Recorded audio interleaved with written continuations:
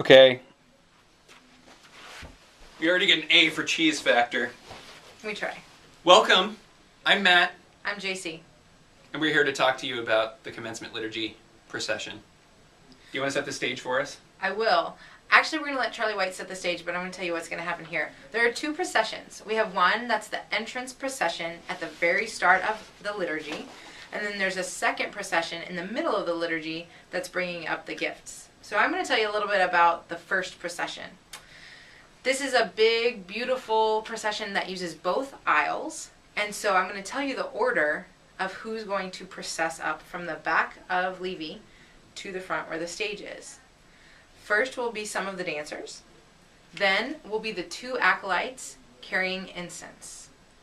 Then will be the big T-bar banner poles. Very lucky roller. Very tall. Yes. Don't balance them on your chin. Yes. Try not to, sway enough that you knock all of the people's heads going up the aisle. They will jerk you around if it's windy in Levy Center.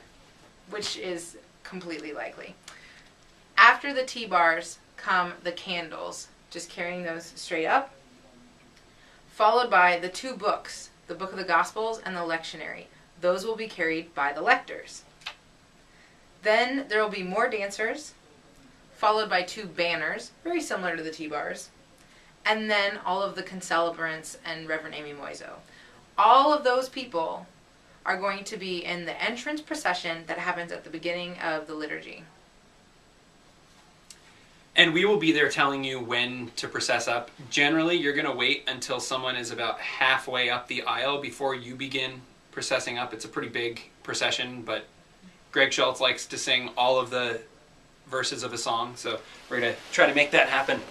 So I'm going to be doing the gift procession. So there's 8 people bringing up the gifts.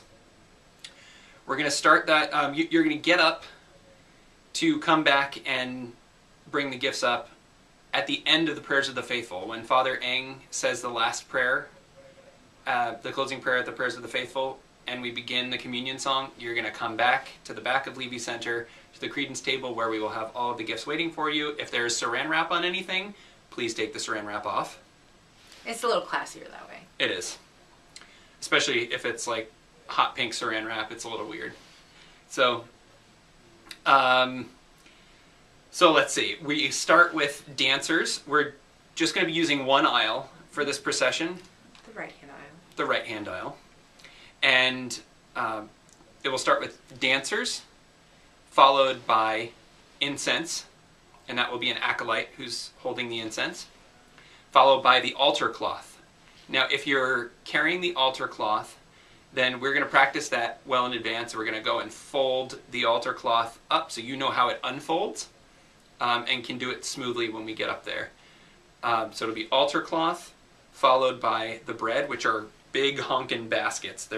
They're big baskets. I mean, communion for 4,000 people, so imagine that. 45 loaves of bread. That's a lot of bread. And then we have 8 pitchers of wine. 4 pitchers of wine. Messed that one up. That's okay. Now, when you process up, you're going to go to the right of the altar as you're facing it on the front. Go to the right up the ramp. You will go behind the altar. You will bow. Well, after you place your gifts on the altar. Then you will bow, and then proceed to your right down the opposite ramp you came up. So, go up one ramp, place the gifts down, bow, go down the other ramp, and other people will follow you. Okay, it cut us off halfway through. So, actually most of the way through. So, gift bearers. We're going to have the altar cloth go up first.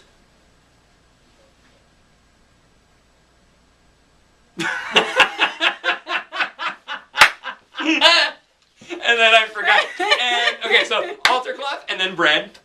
And then we're going to have 2 wines and then the other 2 wines. That's what we're going to have. Because what happened? What did Jesus do? He sent them out 2 by 2, and we like to do what Jesus would do in situations such as these. What would Jesus do? His dishes, as evidenced by the sign in our kitchen in campus ministry. So that's it. Yeah. If you would, open the attachment in the email and look over the chart to see, just to make sure which procession you're in, what your assignment is, and when you come to the rehearsal that's scheduled for your group, you want to look over everything and see if you have any questions about what you're going to do, and you'll get a chance to walk through it. Especially if you're kind of partnered with someone, you'll see where to stand, who to go up with, whether or not to bow, all that good stuff. Matt and I will take good care of you, make sure you know what to do.